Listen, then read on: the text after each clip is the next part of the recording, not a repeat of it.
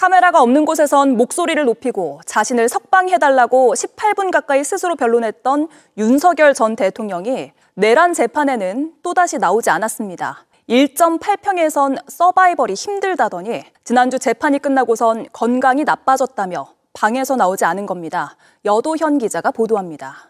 지난주 금요일 헌정사상 처음으로 전직 대통령의 형사재판이 중계되면서 윤석열 전 대통령의 모습을 85일 만에 볼 수 있었습니다. 형사소송법상 새로운 재판이 시작될 땐 피고인이 반드시 직접 출석해야 합니다. 윤 전 대통령은 이 자리에서 사후 계엄 선포문 작성과 폐기 과정을 남 탓으로 돌렸습니다. 12월 7일에 서명을 받으러 왔길래 이 사후 부서 문서라고 해도 이거는 국방부에서 담당자가 작성해서 장관, 총리, 대통령 이렇게 올려야지 부속실장인 자네가 이걸 왜 하느냐라고 제가 좀 나무랐는데 담당자도 아닌 강희구 전 부속실장이 계엄 선포문을 작성해 질책했고 책임은 한덕수 전 총리에게 있다는 식으로 말했습니다. 한덕수 총리가 그렇게 얘기를 하면 저한테는 물어보지 않아도 당연히 동의할 거라고 생각하고 그러나 오늘 기존에 진행해온 내란 우두머리 혐의 재판엔 또 나오지 않았습니다. 재구속된 후 수사와 재판에 불응해왔는데 벌써 12번째 피고인 없는 걸석 재판이 진행된 겁니다. 윤 전 대통령 측은 지난 재판 출석 후 현기증과 구토 증세가 이어져 재판 출석이 어렵다 밝혔습니다. 지난 재판 땐 중계 카메라가 빠진 뒤 진행된 보석신문에서 윤 전 대통령은 18분가량 직접 발언했습니다. 1.8평에서 서바이벌 하는 것 자체가 힘들다거나 보석으로 풀어주면 아침과 밤늦게 조금씩 운동도 하고 영양도 챙겨서 사법 절차에 협조하겠다고 했습니다. 건강상 이유 등을 대며 보석으로 풀어주면 재판에 출석하겠다는 조건을 단 건데 그 뒤에 열린 재판부터 나오지 않은 겁니다. 윤 전 대통령 측은 특검의 소환 통보에도 응하지 않고 있습니다. JTBC 여도현입니다. 내일 진행될 한덕수 전 국무총리의 첫 내란 재판도 영상을 공개하기로 했습니다. 앞서 보셨듯이 윤석열 전 대통령이 사후 계엄 선포문 작성과 폐기 책임을 한 전 총리에게 떠넘겼는데 이에 대해 어떤 입장을 밝힐지 주목됩니다. 김태형 기자가 보도합니다. 서울중앙지법은 내일 열리는 한덕수 전 총리의 내란 우두머리 방조 혐의 첫 재판에 대한 중계 신청을 허용한다고 밝혔습니다. 윤 전 대통령 재판과 마찬가지로 법원이 촬영한 뒤 언론에 영상을 제공하는 시차 중계 방식입니다. 국정 2인자였던 한 전 총리에 대한 첫 재판도 영상을 통해 모두 기록으로 남게 된 겁니다. 재판부가 직접 직업 등을 묻는 신원 확인 절차부터 특검이 공소 사실을 설명하고 한 전 총리 측이 반박하는 것까지 재판의 모든 과정이 공개됩니다.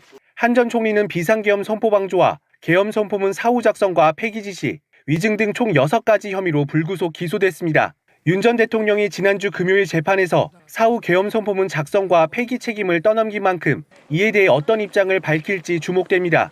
다만 한 전 총리가 계엄 선포 당시 관련 문건을 확인하는 장면이 담긴 대통령실 CCTV 증거조사 부분은 내일 중계에서도 볼 수 없게 됐습니다. 법원은 해당 부분은 중계하지 말아달란 특검의 요청이 있었고 관련 법 규정에도 부합한 결정이라고 이유를 밝혔습니다.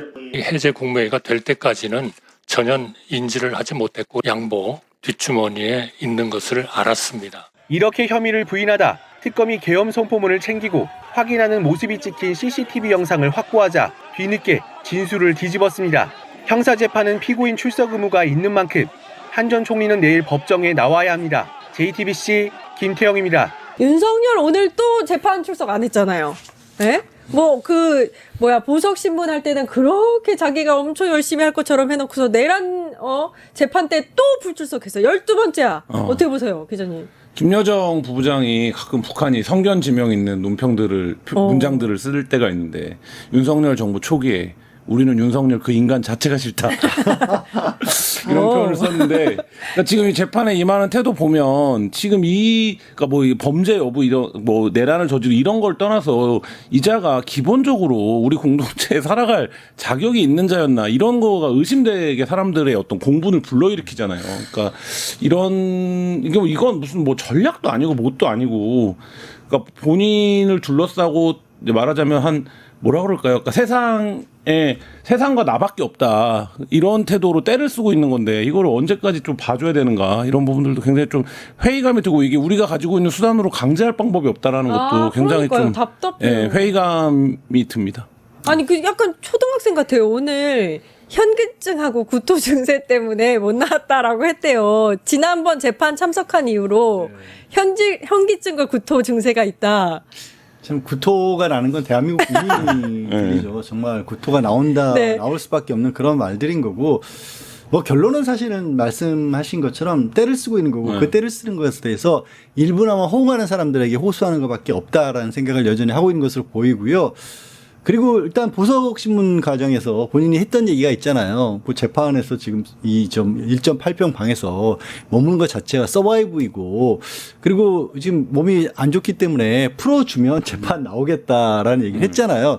안 풀어주니까 재판은 못 나온다는 얘기를 어쨌든 자기 말을 지키고 있는 거라고도 볼 수가 있는 거죠. 한편으로는. 그게 이제 일종의 뭐 전략 아닌 전략인 거고, 사실 그 과정에 저는 그런 생각이 들어요. 재판 지난번 처음 내란 특검 첫 재판 공개된 장면들을 봐도 참 옆에 붙어 있는 변호사들이 대단하다. 저 헛소리를 다 들으면서까지 뭘 바래서 저 사람들은 저기 붙어 있을까? 그 사람들 각자의 욕심들이 있겠지만 참 그 사람도 참 그런 거를 보면서까지 그런 어떤 자기 개인적인 욕심을 바라고 싶을까 싶은 생각이 듭니다. 문득 변호사로서. 아니 변호사님 그때 그 추가 기소 재판 보셨어요? 네네. 거기 이제 김계리 변호사 이하 몇몇 변호사들이 네. 이게 신문 아니 뭐라 그럴까요? 변호를 하잖아요. 네. 그 변호 들으셨을 때 네. 어떤 느낌이 드셨어요? 그래서 논리가 헌법재판소에서 했던 얘기하고 별로 달라진 게 없어요. 그리고 가장 큰 줄기는 그런 겁니다. 대통령이기 때문에 할 수 있는 일들이 참 많다. 그러니까 그 대통령이 할 수 있는 일에 대해서는 법적으로 판단하는 것이 아니다라는 거고, 이게 그러니까 내란 혐의에 관한 변론인데, 문제는 그 법적으로 판단할 수 있는 것이 아닌데 공수처가 무리하게 그걸 사법적으로 처리를 하겠다라고 그렇게 지금 들어왔기 때문에, 체포를 시도했기 때문에 그걸 막는 것은 당연한 일이었다라는데, 그럼 그런 거죠. 나는 형사 피고인이 될 수 없다. 형사법정에 나는 무죄가 분명하기 때문에 형사법정에 설 이유가 하나도 없기 때문에 나는 수사를 받으러 가지 않겠다. 라면서 피의자가 버티면 그 버텨줘야 되는 거예요? 아니잖아요. 그러니까요. 본인들도 알아요. 이게 얼마만큼이나. 그러니까 검사가 굉장히 황당했는지 뭐라고 얘기를 했냐면 이거는 법리 이전에 상식선에서 생각하면 되는 문제 아니냐. 그러니까 예를 들면 정당한 영장이 발부됐는데 그거를 국가기관인 경호처를 동원해서 막는 거가 위법이냐 아니냐가 굳이 법리까지 가야 되는 문제냐. 아 그렇게 얘기했나요? 검사가 이제 그렇게 얘기를 하거든요. 그러니까 이게 우리 집에 여기에 범죄자가 있다고 해서 법원으로부터 정당한 영장을 발부받아서 갔는데 예를 들면 사병을 동원해서 막으면 그 행위 자체가 어떻게 범죄가 아니냐라는 그렇죠. 논리를 얘기를 한 건데, 그러니까 검사가 그 얘기를 하는 장면을 제가 영상으로 보면서 굉장히 답답한 것 같더라고요. 그러니까 예를 들면 이 법정이라는 게 그래도 이 정도 규모의 사건을 하는데 변호사들이 그래도 법리적으로 다퉈볼 만한 주장을 해야 되는데 보면 그 헌법재판소 재판에서도 그랬지만 이 변호사들은 피고인의 이익이라고 하는 변호사가 예를 들면 복무해야 되는 가치에는 관심이 없어요. 지금. 그러니까 예를 들면 판사도 굉장히 자제하잖아요. 예를 들면 이 변호사들에게 물어보는 과정에서 약간 이렇게 포즈가 생겨요. 숨을 참아요. 그러니까 이런 게 느껴져요. 보고 있으면. 예. 근데 그럴 정도로 변호사들이 형편없는 얘기를 하는데 왜 그러느냐. 이들은 윤석열을 변하고 있는 게 아니라 여기 나와서 자기 정치를 하고 있는 거예요. 그러니까 그게 헌법재판소 때 그래서 한 5차, 6차 갔을 때 그거를 그만해야 된다, 중계를. 라는 얘기를 했었었는데 지금 다시 이제 중계가 열리니까 또 나와서 똑같은 자기 정치를 하고 있는 거죠. 여전히 국민들 입장에서는 그런 모습 보면서 확인해야 되는 거고, 지금 말씀하신 것처럼 변호인들도 눈에 띄었던 장면은 김계리 변호사였던가요? 캐리어. 그러니까 서정 소리가 워낙 많으니까 가끔 법정에 캐리어 가져가는 경우는 있습니다. 하지만 어디서 그런 빨간색 캐리어를 구했는지. 정말 저는 저걸 보고 저 정성에 그러면 서류를 한번 더 보는 게 낫지 않았을까. 하지만 그런 부분이 드러났어요. 변호인들 입장에서도 뭘 하려고 해도 할 게 없긴 해요. 대표적으로 그 사후포고문 없앤과 관련해서 질문을 하니까 변호인단에서 아무도 얘기를 못 하니까 윤석열이 직접 마이크를 끌어당겨가지고 또 드러나 마나 말도 안 되는 소리를 했잖아요. 예. 그 강의구 부속실장이 절차를 어겨서 가져와서 내가 뭐라고 한마디 했다고. 그럼 절차 위반이면 거기에 서명을 하면 안 되죠. 서명을 또 해요. 그러고 나서 그냥 가지고 있을 줄 알았다는 거예요. 개헌 포고문이 무슨 뭐 어디 가서 유명 연예인한테 사인 받은 거예요? 가지고 있게? 그때 그 대목에서도 판사가 다시 물어봐요. 윤석열한테. 그러니까. 그래서 그러면 그게 국가기관의 작성한 문서가 효력이 없어진다고 생각을 한 거냐? 효력이 그 근거가 없다고. 예, 뭐냐? 근거가 뭐냐 이렇게 물어봐요 또. 그러니까 판사 입장에서도 어쨌든 기본적으로 윤석열이라고 하는 자가 법조인이었기 때문에 그거에 대한 감은 있을 거라고 생각을 하는데 너무 말하자면 얼토당토하는 얘기를 하니까 그거를 물어보는 거고, 그다음에 또 한 가지 윤석열이 그 얘기를 함으로써 뭐를 하냐면 사실 이런 거잖아요. 야, 니네가 뭐를 아냐 사후 부서에 대해서. 내가 맞아. 약간 그런 느낌이었어. 그런 느낌으로 설명을 하는 거잖아요. 내 대통령이 설명해 줄게. 뭐 이런 예, 느낌인 거잖아요. 예. 자, 그 자체가 이 여전히 이 재판에 임하고 있는 이 기본적인 말하자면 윤석열의 생각이 무엇인지 이걸 좀 드러내는 장면이었습니다. 이 보석 청구한 지 꽤 됐거든요, 네. 지금. 근데 결정이 안 나고 있어서 사실 약간 불안증이 또 밀려옵니다. 사실 그게 받아들일 가능성은 없고요. 보석 청구한 거 지난주에 내란 특검 첫 번째 재판 그날 오후에 있었기 때문에 목요일이었죠. 별로 그렇게 오래되지는 않았습니다. 사실 오늘 이제 월요일인데 다들 답답하신 거죠. 그리고 워낙 이제 직위원 때문에 큰 충격을 받아서 그 부분에 얼마나 또 마음고생들을 하셨어요. 하지만 이제 재판부 입장에서는 보석을 지금 피고인이라고 어쨌든 법적으로 앉아있는 자의 주장이 있었기 때문에 그 주장이 과연 온당한가를 나름대로 판단을 해야 되는 거고, 그걸 하려면 다 뻔히 다른 데서 다 거쳤지만 예를 들어서 좀 건강 상태가 좋지 않다는 주장을 했으면 구치소에 또 회신도 해서 의견도 구해야 되고 그런 절차들을 거치는 것을 보이고요. 이거 보석을 들어줄 수 없는 게 윤석열이 들어줄 수 없는 상황을 만들어놨어요. 풀어주면 재판에 열심히 나오겠다. 그러면 앞으로 구속 피고인들은요 다 안 나오는 거예요. 그렇죠. 나 풀어주면 재판 나올게. 아니 그 집도 가까우니까 아니 열심히 재판 받겠다. 이거 그럼 집 먼 사람들은 재판 못 받는다는 얘기잖아요. 너무 그 논리가 너무 이상했습니다. 논리란 네. 말도 아니 그냥 어거지 떼쓰는 겁니다. 이게 진짜. 그 보석 관련한 결정이 늦어지는 건 아니죠? 보통 이제 어느- 3일째. 그리고 사실 뭐 시한을 넘길 수 있죠. 넘길 네, 수도 넘길 수 있어요. 있다. 예, 그러니까 예. 그거는 뭐 크게 중요한 문제는 아니고 이 보석이 될 가능성은 거의 없습니까? 없죠. 없는 거기 때문에. 근데 다만 윤석열 쪽에서 보석을 신청하고 보석을 아직 판단 안 했네. 그럼 재판을 또 나가야 되나? 뭐 이런 생각을 할 수는 있죠. 근데 이 보석이 인용될 가능성은 없죠. 예. 이 그 윤석열이 오랜만에 그 모습을 드러냈잖아요. 그 모습을 보고 오열한 누군가가 있었어요. 그 모습을 보고 와서 다시 얘기를 좀 나눠보겠습니다.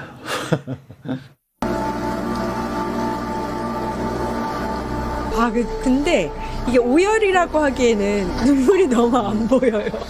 그러니까, 아시겠지만 오열을 우리가 참으려고 해도 터지는 눈물을 오열이라고 하는데 국민 여러분, 눈물이 안 나. 700만 교포 여러분, 윤석열 대통령 너무나 수척하고 너무나 안타까운 모습을 보이셨습니다만은 그럼에도 불구하고 바로 재판장 독에 예의를 갖추고 여러분들께 고개 숙여서 예의를 표하는 이게 어디 바로 무슨 문제가 보수주의 가치, 있습니까? 진정한 상남자 진정한 윤석열 상남자. 대통령이라고 저는 같은 남자로서 정말로 존경하고 멋있다고 생각합니다. 진짜 대통령은 누굽니까? 이재명입니까? 윤석열 대통령입니까? 이런 윤석열 대통령 지켜내야 되지 않겠습니까? 반국가 세력으로부터 지켜내야 되지 않겠습니까? 저는 목숨 걸고 지킬 겁니다.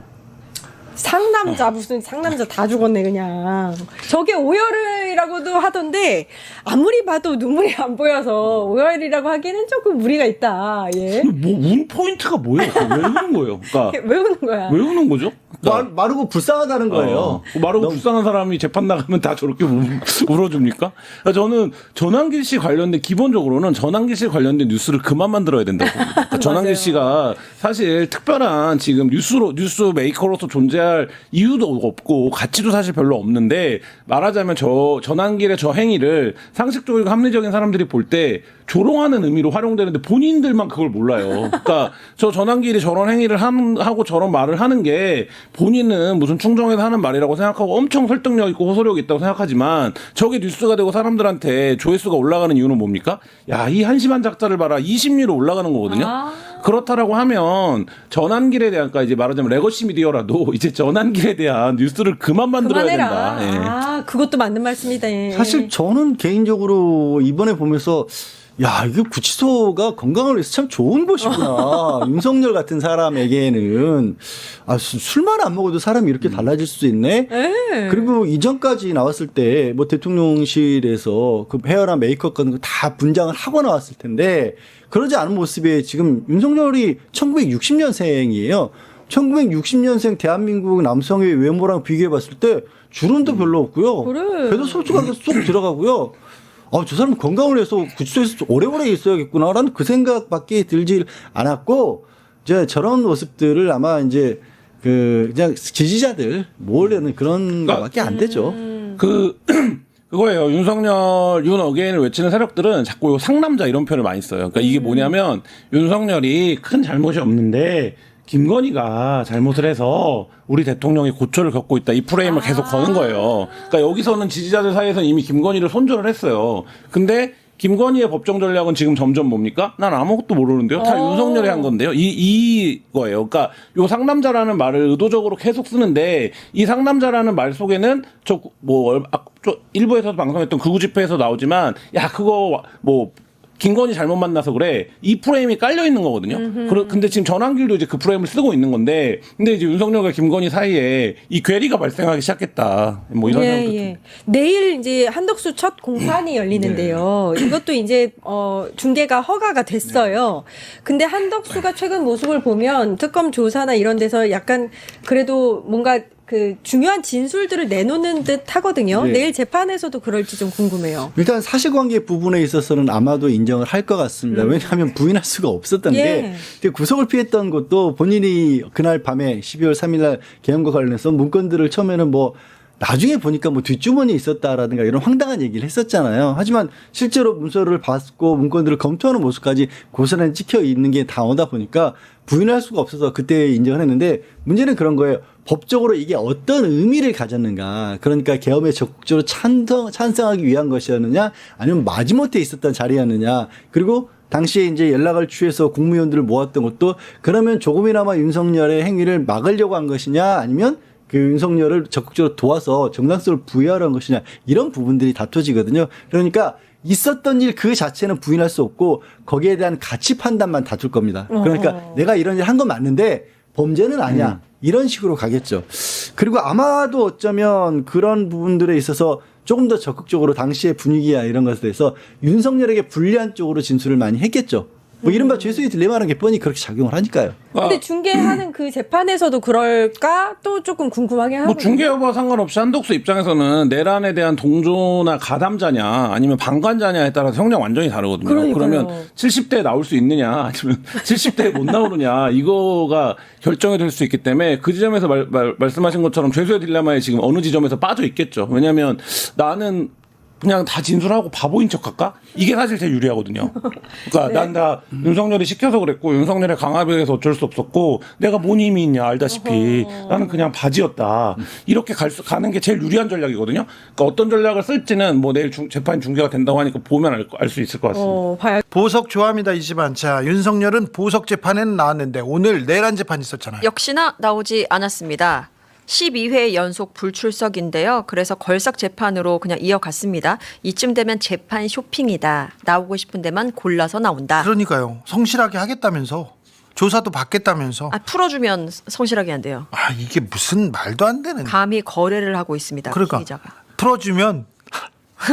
네. 풀어주면. 네. 나오기 쉬운 환경은 사실 안에 있을 때가 더 쉬운 환경이긴 그렇죠. 한데요. 지금 재판에 집중하기는 그 안이 좋고요. 네. 건강에 문제가 없다는 게 증명됐으니까 네. 그냥 좀 계셔야 되겠습니다. 쭉 계셔야 될 것 같습니다. 근데 재판에는 왜 안 났답니까? 오늘 재판에 못 나온 이유는 이유가 있었습니다. 현기증과 구토로 재판 출석이 어려웠다고 하는데요. 지난 26일에 금요일에 그 재판 출석 이후에 현기증과 구토가 이어져서 지금 대응이 어렵습니다라고 하네요. 제가 어지러워요. 사실. 예, 저도 쫓아다니느라고 제가 어지러워요. 구토가 나올 것 같습니다. 그렇죠. 네. 네. 참. 그리고 수감 생활이 원래 다 힘든 거잖아요. 사는 게 힘들어. 그렇죠. 안 힘든 사람 어디 있습니까? 그러니까요. 네. 그렇죠. 감옥 가면 다 힘들죠. 네. 그럼요. 취재하다가 기자님 쓰러지는 거 아닙니까? 저도 힘들어요. 어려워요. 네네. 자. 특검도 같은 검사들인데 이거 잘 할까요? 하는데 좀 속도를 내주셨으면 합니다. 자, 잊지 말자 한덕수 소식도 와 있습니다. 네, 그나마 조금 전 이 부분에서 소화가 되는 것 같더라고요. 한덕수에 대한 첫 특검 재판의 중계가 허용이 됐습니다. 예. 첫 공판 기일이고 30일입니다. 요때 진행이 되는데 다만 요 재판 중에서 진행되는 것 중에 12.3 비상계엄 당일의 대통령실 CCTV 영상 예. 그것을 둘러싼 증거 조사 부분은 중계 대상에서 제외가 됐다고 합니다. 왜 그러는지 좀 이해가 안 되네요. 그러게 이거 중요한 부분인데 오히려 이걸 더 투명하게 보여주면 더 좋겠다라는 생각을 해보는데요. 그러니까요. 네, 그리고 해당 왜 사건에 대한 이걸 보면 안 되는 거지. 네. 이걸 중요한 그러게요. 내용인 이게 것 제일 같아요. 중요한데 네. 언론사들의 법정 촬영 허가 신청도 받아들였는데 물론 이거는 공판 개시 전에 딱 들어오는 그 부분만 해당이 됩니다. 재판에 나온 윤석열 어떻게 보셨습니까? 일단은 윤석열 영상을 잠깐 보고 갈까요? 이제 특혜도 못 받아서 버스 이제 일반 수용자하고 같이 타고 옵니다. 네, 김계리 보이네요. 그 모습을 보니까 참 안타깝더만요. 네. 자, 보기도 민망해. 수척해졌습니다. 네. 그리고 노인이 돼가지고 네. 나타났습니다. 아이고, 등은 좀 건불 3년. 네.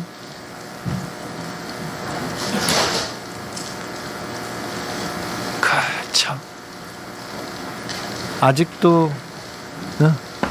아직도 근데 본인의 지금 현실을 직시하지 못한 직시하지 것 못한 같더라고요. 거죠. 예, 그리고는 거기서 계속해서 남 탓하고 한덕수 탓하고 강희구 탓하고 아랫사람 그렇죠. 탓하는 걸 보면 예, 지금 이제 그 재판할 때도 네. 사후 계엄 선포문에 대해서 예. 자기는 관여가 없다.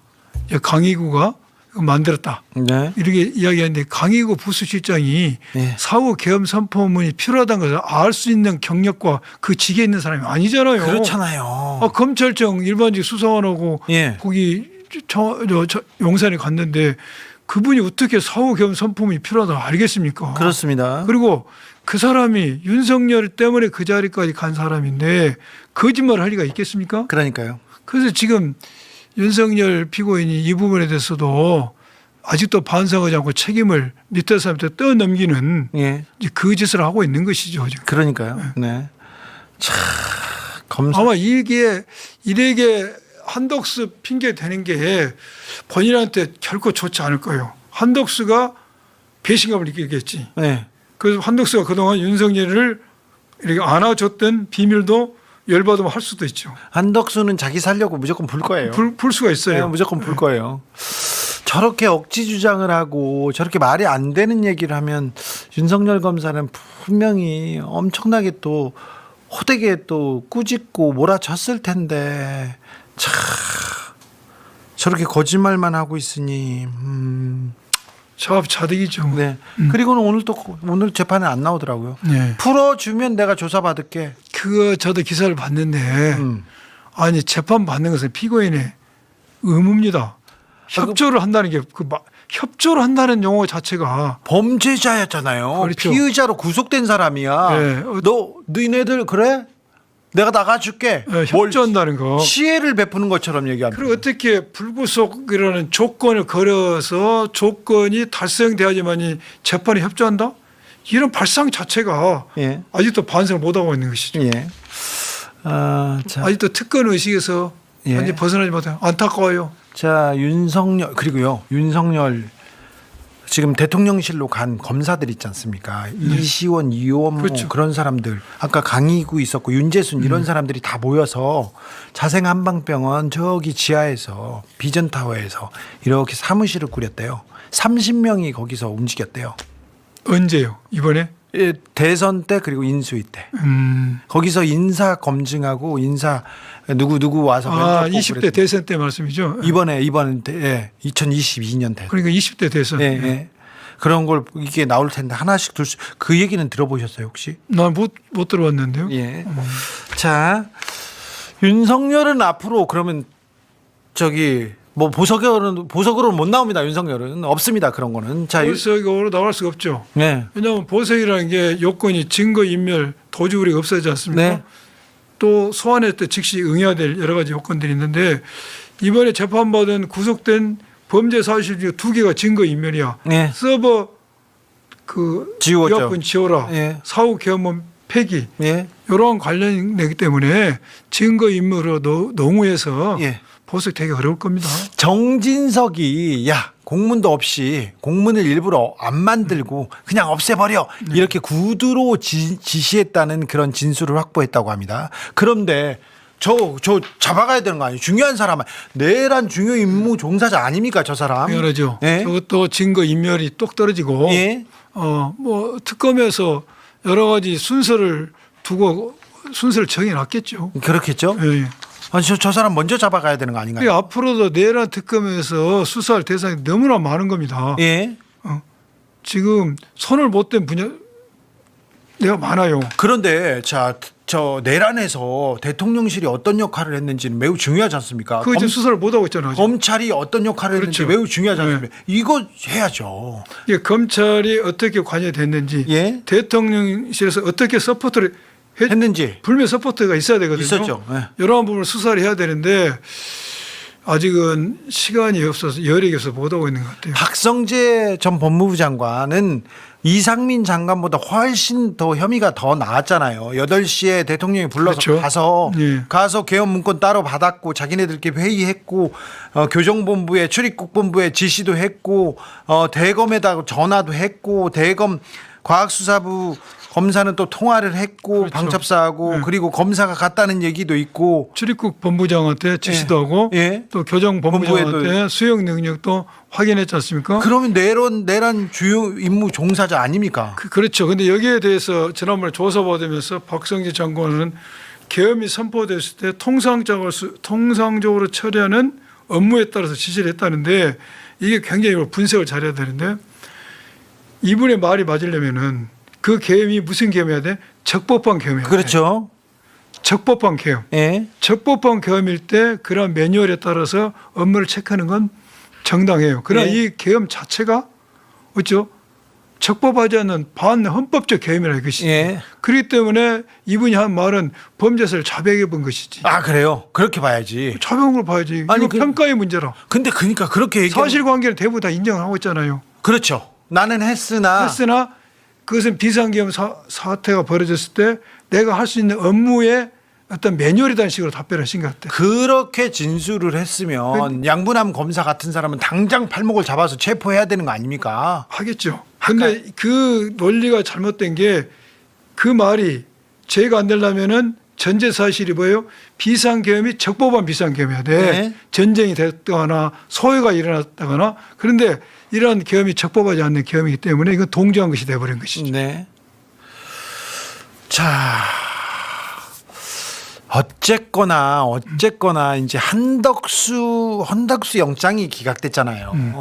한덕수 영장이 기각된 건 좀 이해가 안 되지만 그래서 지금 대통령실로 내각으로 그리고 또 검찰로 수사하다가 이게 브레이크가 걸려 있는데 그래도 내란 특검에서 돌파해내야 되지 않습니까? 제가 볼 때는 한덕수가 기각이 되지 않고 발부가 됐으면은 보다 더 수사에 탄력은 받았겠죠. 예. 그렇지만은 방금 우리가 염려하는 검찰의 관여 부분, 네. 대통령실의 관여 부분은 한덕수 구속 여부와 상관없이 수사를 해야 되고 그렇죠. 할 것입니다. 네. 할 수 있습니다. 예, 해야죠. 그게 가장 중요한 박성재 장관과 심우정 총장을 얼마 전에 데려다 조사한 것이 검찰에 대한 수사를 좀 시작을 하고 있는 것이죠. 예. 네. 한덕수 내일 그 재판 열립니다. 중계가 된다는데 이번 재판은 재판에서 어떤 게 드러났으면 좋겠습니까? 지금 한덕수 혐의가 여러 개 있지 않습니까? 네. 그런데 이 모든 내란 사건의 첫 출발점은 12.3 비상계엄이 적법하냐 안 하냐부터 출발한 겁니다. 예. 12.3 비상계엄이 적법하지 않다. 반헌법적이라는 사실로 해서 전부 쿠데타도 되고 이어지는 것이기 때문에 네. 이 한덕수에 대한 혐의에서 가장 중요한 건 뭐겠습니까? 국무위원을 계엄을 선포하기 전에 국무회의 심의를 거쳐야 되는데 심의를 예관을 만들기 위해서 선별적으로 국무위원을 이게 출석시켰다는 그렇죠. 혐의. 예. 그러니까 국무회의가 있었다는 예관을 만들어서 비상계엄의 적법성을 요건을 충족시키려고 했던 그 행위. 예. 그러니까 다른 국무위원들에 대한 권리 행사 방해. 권리 행사 방해. 이게 제가 볼 때는 굉장히 중요할 것 같아요. 네. 이게 제일 중요한 사안이고 이걸 중점적으로 아마 확인이 될 겁니다. 네. 내란에 참여한 검사들 그리고 내란 수사를 막은 검사들에 대한 특검 수사는 잘 안 될 것 같아요. 검사들이 하고 있잖아요. 그렇게 걱정하는 사람들이 많은데. 걱정하죠. 걱정하고 또 그러게 볼 소지도 있어요. 예. 지금 검사들이 몇몇 검사들은 돌아가겠다고 막 하는 사람들도 있어요, 실제. 그럴 수도 있는데 조은석 특검의 그 사명감을 제대로 평가를 받고 정말로 내란 특검이 제대로 일을 했다라고 하려면은 검찰의 내란 관여 여부를 명명백백하게 가려내는 것입니다. 그렇습니다. 네. 그거 중요합니다. 그게 클라이맥스. 네. 저기 한덕수 전 총리는 거짓말을 많이 했잖아요. 네. 지금 거짓말했잖아요. 네. 그 거짓말한 거 위증죄는 처벌 못합니까? 화가 나서 참을 수가 없습니다. 이렇게 얘기합니다. 이제 이런 부분에 그 위증죄가 지난번에 우리 상임위에 나와서 위증죄를 처벌하는 문제. 근데 그게 이제 국회 관련 법에 의하면은 위원회의 어떤 그 의결을 거쳐야 되는데 위원회가 없어져 버렸어. 그럼 못 하잖아요. 그래서 이번에 우리가 법을 만들어서 국회 증언감정법을 개정을 해가지고 그것을 없어져도 이제 처벌할 수 있도록 하는데 소거법을 해놨어 부칙에 그 이전에도. 근데 이번에 수정안을 내면서 소거는 하지 않고 이 법이 만들어진 이후만 처벌하는 거기 때문에 여기는 이제 처벌이 피어가죠. 한덕수는 저 대통령 권한 대행이 됐을 때 일단 기본적으로 내란 특검법을 막았습니다. 거부권 행사했죠. 그리고 헌법재판관을 임명 안 함으로써 이 국가를 이렇게 멈춰놨지 않습니까? 근데 자기가 대통령 권한 대행으로서 자기가 직권을 행사하지 않음으로써 내란범들을 풀어주고 자기가 살려고 했고 위헌을 했지 않습니까? 요것도 처벌해야죠. 이제 그 부분에 대해서 헌법재판관을 임명하지 않고 내란 특검을 전부 이제 거부했지 않습니까? 거부함으로써 수사가 지연되고 결국 자기의 이익을 위해서요. 근데 지금 생각하면은 자기 이익과 여러 가지 관련이 된 거죠. 그렇죠. 그런데 그런 행위만은 아마 특검에서 법리적으로 좀 어려움이 있는 것 같아요. 그래서 이러한 행위들 특검법을 거부했던 것이고 헌법적으로 임명하지 않았던 것이 나쁜 정상으로 반영돼서 구속이 됐어야죠. 그렇죠. 그렇죠. 그것이 특별한 법리적으로 죄가 되는 게 어렵다면은 이것은 반헌법적 행위잖아요. 만약에 그것을 구속이 됐어야지. 그렇죠. 저 사람이 권한대행으로 계속 그 자리에 있었지 않습니까? 그러면은 내란 특검도 없고 헌법재판도 없어요. 대선도 힘들어져요. 대선도 못했어요. 그러면 얼마나 큰 범죄를 진 겁니까? 그렇죠. 이게 걸어다니는 위헌 위법이 한덕수 그런 사람을 구속 안 했다는 게 사법부에 문제가 있고 지금 사법 개혁이 화두로 떠오른 거 아닙니까? 그렇습니다. 네.